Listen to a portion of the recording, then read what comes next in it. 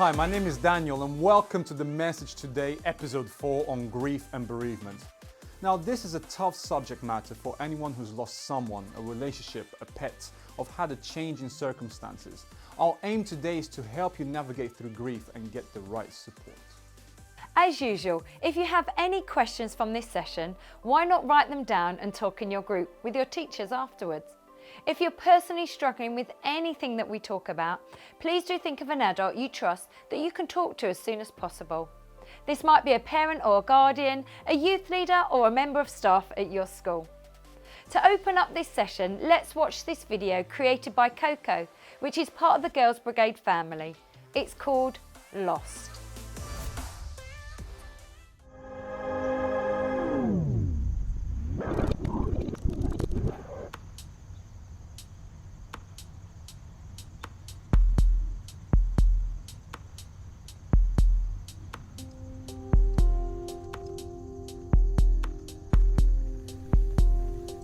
"5 o'clock that evening we had a phone call to say that they'd found his body.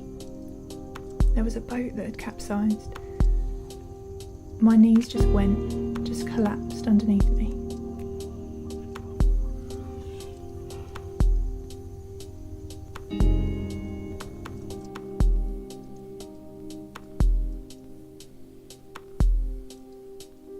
There was a knock at my door and my dad came in. And that was when he told me Matt had lost control of the car. And that's all we know. I remember clinging onto my sister's neck, 101 questions going through my head. I felt weak and numb. A lot of those first days are blank. There was a lot of sitting. The shock is so overwhelming. Loss would be an island the size of my feet that only I was standing on, with wind and waves trying to make me lose my balance. It was like I was falling and you don't quite know when or where you're going to land. It doesn't make sense. It really, really hurts. Even putting on your socks in the morning is hard. It's all just exhausting. I think grief can sometimes build and it's pressure. I had to stop and just begin to breathe again. Don't suffer alone.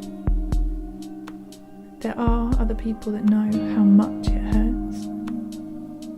You'll go through different stages. You might feel angry or guilty or lonely. Allow yourself to just be each day. Don't fight it. So much of it isn't going to make sense. But slowly you begin to accept that it has happened. I think the hardest thing is how much you miss them. You will miss this person forever. Of course you will. That's right. 10 years on, I still deal with the grief of losing my brother. But it's given me a real fight. A real strength. You begin to build a kind of new normal. And slowly, putting on a fresh pair of socks just becomes a little easier.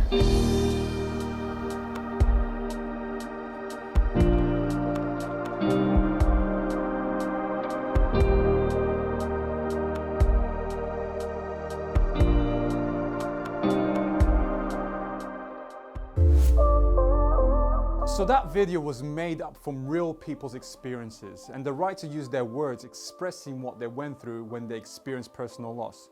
Let's see what our students' thoughts are on the subject.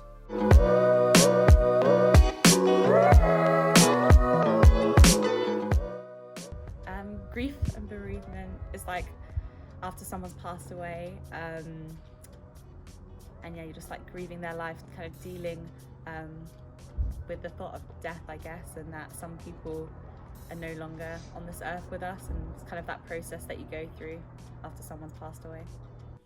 What? What's that? What's that? Do you know what it is? What is it? Grief and bereavement is needed. When something sad or bad happens to you, it's really important to acknowledge that those emotions have affected you. So like, if you hold it all in, then eventually it will just burst out. So you need to like talk to someone and acknowledge those feelings and get help. Grieving is when you feel emotion towards possibly a lost loved one. Grief and bereavement is, I don't know, you feel upset when you've lost something. It's like getting over something, but I won't say it's a negative kind of thing because you have to go through it, but it's the process of something bad and making yourself feel better, but you have to go through it. It's not nice. It's that thing like gets worse before it gets better.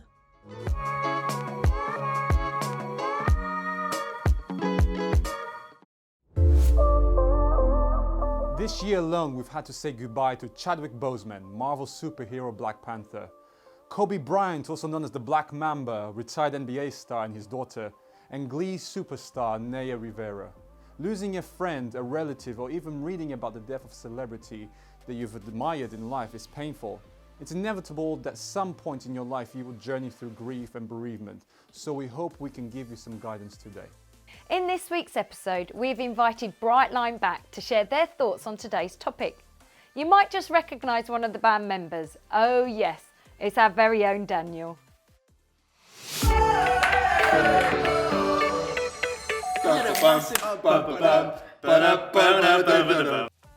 Hey, we're Brightline. I'm Lucy. I'm Jacob. I'm Joe. And has anybody seen Daniel? No, that was your job. You were gonna call him. Yeah. I was gonna call Daniel. You were gonna call Daniel. Daniel! Daniel! Oh. There you are. Sorry, I was in a different studio doing other segments for this message today. So hey, welcome. We are Brightline. He's Daniel. I am Daniel. They've introduced themselves. I'll introduce them again. This is Joe, Jacob, and Lucy, and we're so excited to be hanging out with you. As Brightline, we've been going for about 7 years. We celebrate our 7th anniversary in September. And I miss going to schools. We go to schools, we travel all across the country, internationally as well. But today we're going to be talking about some pretty deep stuff. So, Lucy, tell us, what does grief mean? Yes, so the grief recovery method definition says that grief is the normal and natural emotional reaction to loss or change of any kind. Of itself, grief is neither a pathological condition nor a personality disorder. They go on to explain that grief is the conflicting feelings caused by the end of or change in any familiar pattern of behaviour. Thanks, Lucy. Joe, how does the dictionary define bereavement? Yes, so dictionary.com defines bereavement as a period of mourning after a loss, especially after the death of a loved one. It could also be described as a state of intense grief. Well, let's chat about that. Let's get real. I thought it'd be cool if I shared with you a bit of my story and how I've been through grief. Back in 2016, my nan became suddenly very ill, and within the space of 3 months, she suddenly passed away. But a few months went by, and I started to experience these strange sensations every now and then they would start in my hands, like I had pins and needles, but then they would transition to my face.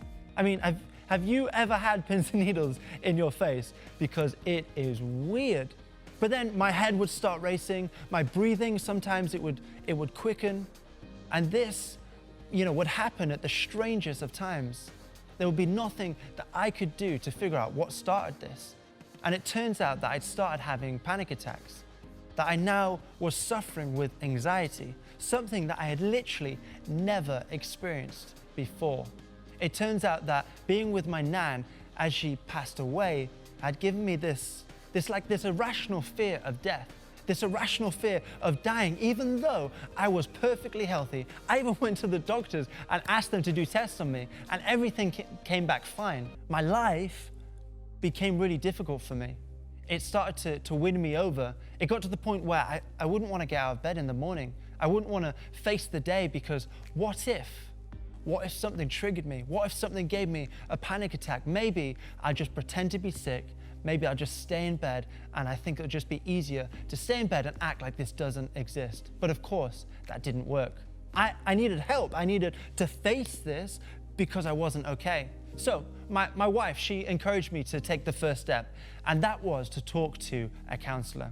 She helped me accept that I had anxiety, and that in doing that, it helped me face it head on.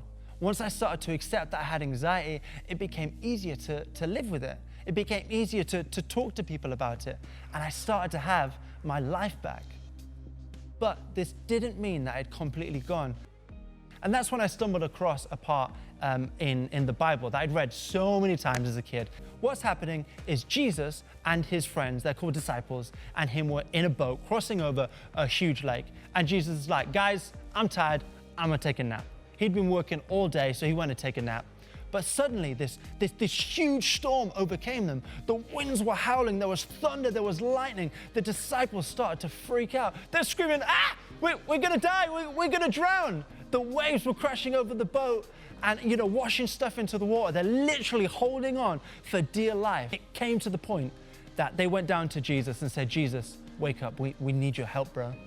He woke from his sleep and he went to the front of the boat and he said, shh, be still. And suddenly the waves went quiet. The storm was gone. I think it was nighttime, but if it was day, imagine, the clouds parting and all you can see is blue skies. Why am I telling you this? Well, that showed me that no storm is too big for God. After reading this in this new light, I understood it in like a brand new way.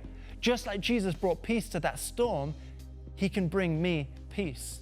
Since then, I've started to rely on God more than ever as my source of peace. It's not like I don't have bad days, but on the days when I feel like anxiety is going to win, on the days when I'm in bed not wanting to face the world, that is when I can lean on God for his strength, for his guidance, for his peace. And he has never let me down. Not once, not ever. And whatever storm you're going through, remember, you are not alone. Cheers, Jacob, for being so vulnerable and being so honest with us. And thank you so much for joining us in this session as well. And I know this is a pretty deep subject, but remember, you are not alone. That in the midst of the storms, in the midst of what we may face in life, there is always hope. Don't give up. There is hope. See you soon.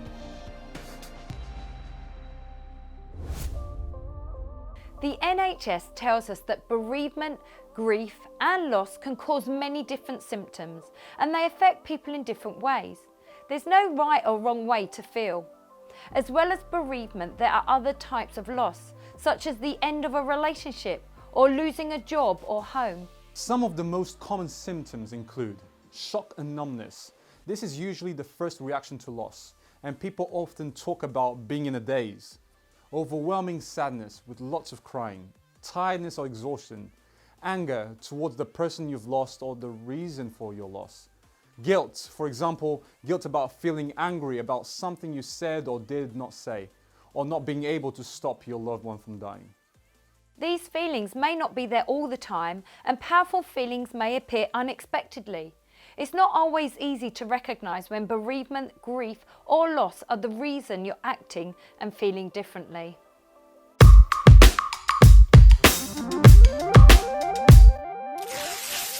It's not uncommon for reactions to grief to vary pretty wildly, from anger to disbelief to sadness and even relief.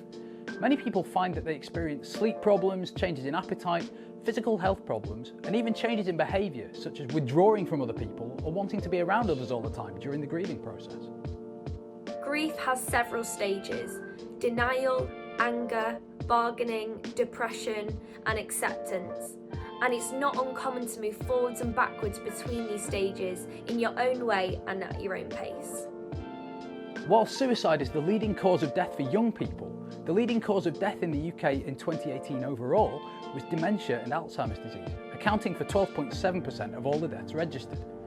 Sadly, conditions like dementia are often degenerative. I've got an uncle who's currently suffering with dementia, and one of the hardest things for my family is going through the grief and loss of the person we know as his condition continues to worsen while he's still alive. So my nana passed away just over 3 years ago now, and I found it really hard to see my dad grieve his mum. I honestly cannot imagine what it's like to lose a parent or a sibling. And yet 1 in 29 5 to 16-year-olds have. That's one child in every average size class. One of the most common bereavements is miscarriage. A miscarriage is the loss of a pregnancy during the first 23 weeks. It's estimated that 1 in 4 pregnancies actually end in miscarriage. My wife and I have lost 2 babies to miscarriage, and it was really, really tough. Thankfully, we have been blessed with 2 beautiful kids since then, but we're never likely to forget the bereaving process we went through. Thanks, Adam and Destiny. Some interesting facts there.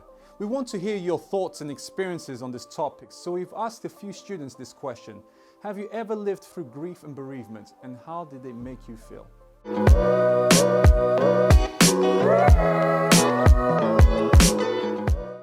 Yeah, I have. I wouldn't say maybe as intense as a lot of people have, but it's just kind of weird. Sometimes you kind of forget that life is so short and that people do pass away, and that just is a part of life. And it's kind of quite a shock when things like that happen. To be fair, I'm quite lucky because I've not really lost anyone, which I think is the main source of grief.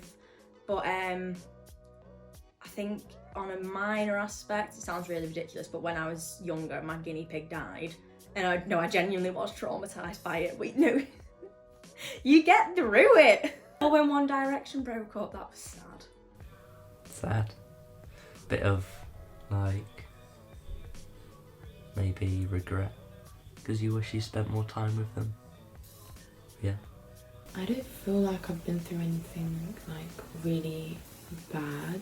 Like, this is gonna sound really sad. Like, no one in my family, like close family, has died. So, I mean, for now, I'm like mentally okay. But when if someone from my family dies anytime soon,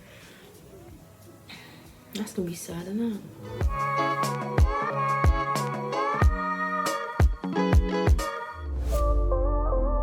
Thanks for that, guys.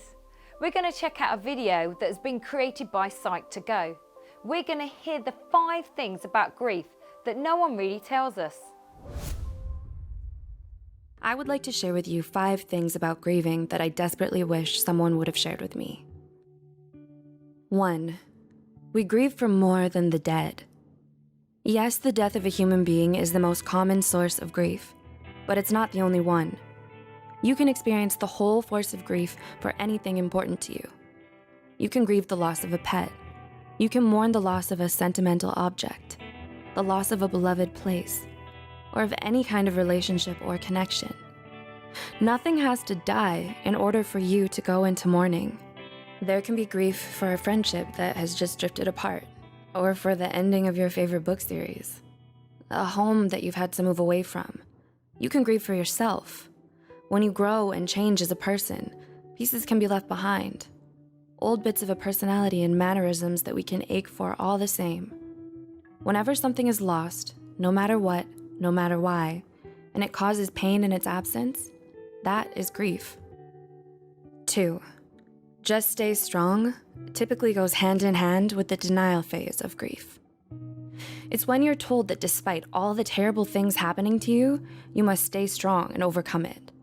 What is not said is that just stay strong should mean when you're done properly grieving, you will still be alive. This will not kill you. You are stronger than your tragedy.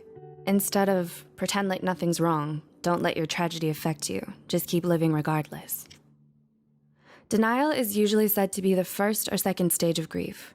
If you find yourself stuck there, you will never eventually get to acceptance, and you will never really be out of your cycle of grief. It's okay to not be strong. That's what people should tell you when you're beginning to grieve. It's all right to cry, to scream, to take time away.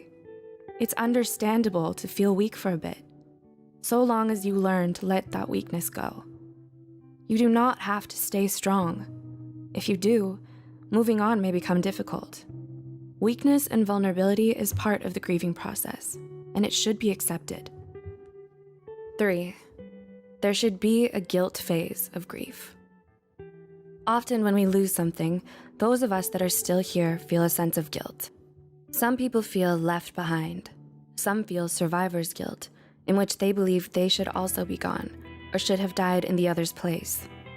Some simply regret what they missed out on before the end. They regret something they said or did, or the lack thereof. We find a way to place the blame on ourselves, find a way to make circumstances our fault, even when it's not. Facing death often precedes a reevaluation of life. It's only natural that we question things in our time of grief. It's normal to find regrets. You're always going to feel like you could have done something.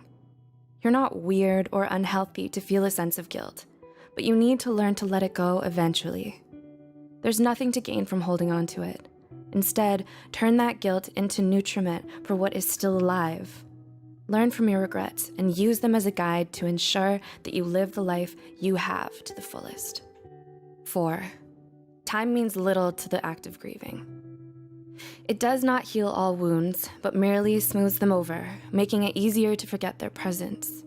It'll get better is nice, though not necessarily true. And that's okay. There are some things that'll never really go away. Some scars never fade, but that's a fact of life and part of you. It's normal to still be haunted by things that happened long ago, to still grieve years later. Do not be down on yourself for being emotionally caught up in the past sometimes. You can't just ignore trauma and tragedy and hope that it'll go away. Nothing fixes itself. To heal requires treatment, whether that be through outside assistance or internal reflection. Acceptance will not just roll around to you. You have to get there yourself. 5. Acceptance is more complicated than just admitting to a loss. Acceptance is not a finish line. There is no real finish line with grieving, because grief is not a marathon. Rather than a straight shot to the end, it's a winding and confusing maze. Nor is it a one-and-done thing. More than likely, you will find yourself going through the cycle of grief several times throughout your life, and chances are you will grieve the same thing more than once. You can regress, and that's perfectly okay. You could be done with grieving for years when suddenly something triggers you and you have to go through it all over again. This usually happens if you did not let yourself grieve properly the first time, but it can still happen to those that have had the proper closure. We're never really done with grieving. We will grieve for as long as we live. The cycle of grief goes hand in hand with the cycle of life, but that is nothing to be afraid of. In order to accept our losses, we must accept the cycle of grief for all that it is.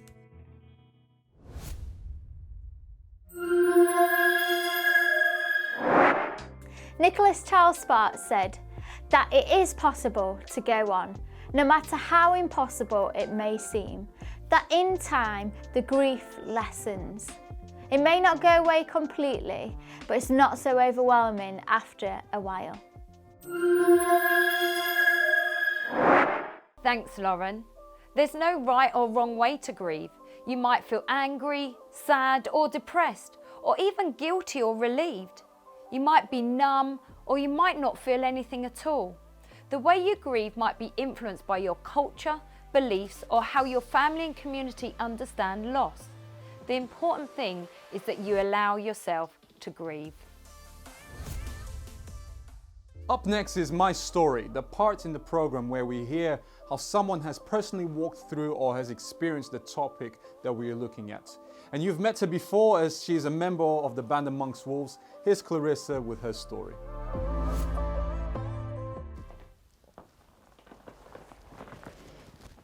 Hello.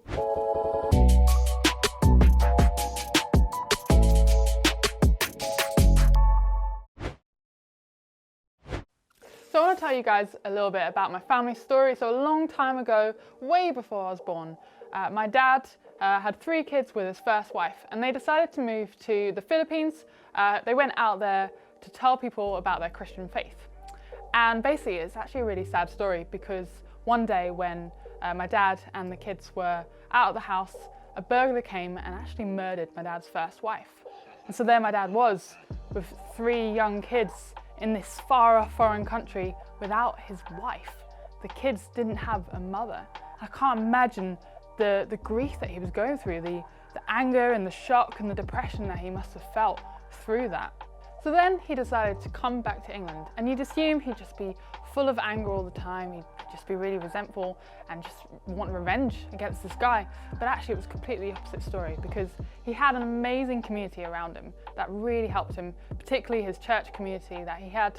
They were super supportive of him and the family, and that was really helpful for him. But also it was his Christian faith that really got him through that time. See, because he's a Christian, actually he's able to read the Bible, which is the book that Christians read. And the Bible talks about God absolutely loving each and every person. He cares for every single person, and he wants to help them and will be there for them no matter what they're going through. And actually my dad was able to find hope in that terrible situation. He was able to find strength when he couldn't deal with any of his emotions. And that was an amazing thing for him. And the part of the story that blows me away the most is that a couple years later, he received a letter in the post, and it was from the guy that murdered his wife. And actually, this guy had been visited by people who were friends with my dad in prison, and they went to see him, gave him a Bible, told him about Jesus, and this guy became a Christian, and it completely changed his life.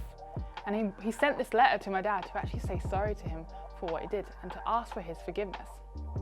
Now my dad, he could have just ripped that piece of paper up. He could have just said, no, I don't want to forgive you because you have hurt and you damaged my family so much.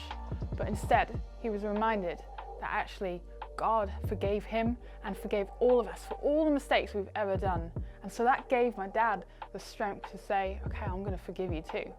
And which I think is just amazing and requires so much strength, but he was able to do that because of his faith in Jesus. See, grief is something that unfortunately everyone's going to have to go through at some point in their life. But the most important thing to remember is that you are not alone. You don't have to suffer in silence. There is an amazing community around you. You can have friends and family and teachers, whoever it might be. Just remember that you don't need to be alone. And actually, if you know someone who's grieving right now, actually be there to support them. Just reach out to them and ask them what they need. But just remember that you are not alone. My name's Clarissa Stockton, and this is my story.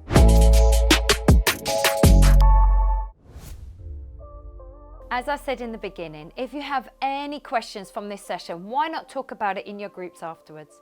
Also, if your teacher or leader would like to extend this session, you can now access the questions that accompany this episode by following the link in the description on YouTube. If you are personally struggling with any of the content, please do think of an adult you can trust that you can talk to ASAP. Don't wait. There are many great websites and charities that we can signpost you to that can inform and support you moving forward.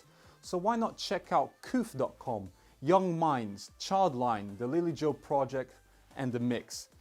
And if you are really struggling with this, please remember you don't have to go through it alone. Don't forget that many of the bands that you see on the message today are live on their socials every night of the week. Friday night is live. All the bands get together for one massive programme on Message Live via YouTube. The details are on the screen, so why don't you check them out this week? Sadly, this is the end of today's episode, but to close us out, we have a brilliant track from Social Beings. This is Social Beings with the song Find My Way. See you next week.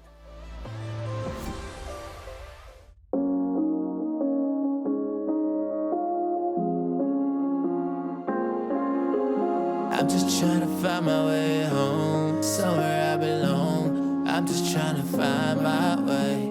I'm just trying to find my way home, somewhere I belong. I'm just trying to find my way. I've been far away for a long time. Feels like a long year. Broke down by a hard time, and I ain't got no more tears. I was feeling so alone now, feeling like it ain't fair. God, show me what to do. I need you if you're there. You say that you're never too far, but I feel like maybe you are. I feel like I'm losing control. Maybe that's why I need God to me way up the roller coaster these days. Oh, maybe I need more faith. Oh, maybe I need more grace. 'Cause I'm just trying to find my way home, somewhere I belong. I'm just trying to find my way. I'm just trying to find my way home, somewhere I belong. I'm just trying to find my way. Yeah. Ooh.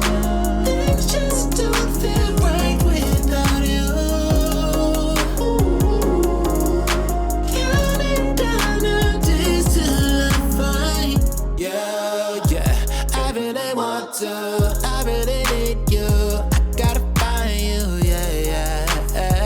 'Cause I've been tripping on that boy like Pippin. Blue, but I ain't gripping. No, no, no. You prepare a place for me. And you want me to be there. Yeah. Looking for the directions you give. Now I'm seeking your face. 'Cause I wanna be saved. Yeah. I'm just trying to find my way home, somewhere I belong. I'm just trying to find my way. I'm just trying to find my way home, somewhere I belong. I'm just trying to find my way. Yeah. Ooh. Things just don't feel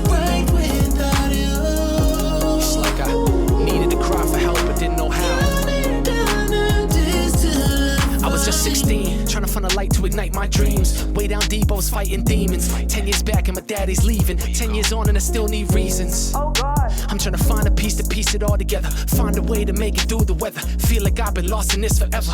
Lock my pain in the cage that I ain't got a key to. Fake that smile when I'm in front of the people. Ain't never pray, but maybe I need to. On my knees saying, God, I'ma need you. Just one prayer and it changed my life. Simple as that when I found my light. Simple as that when you healed these scars and you gave me a reason to love my life. I'm just trying to find my way home, somewhere I belong. I'm just trying to find my way. I'm just trying to find my way home, somewhere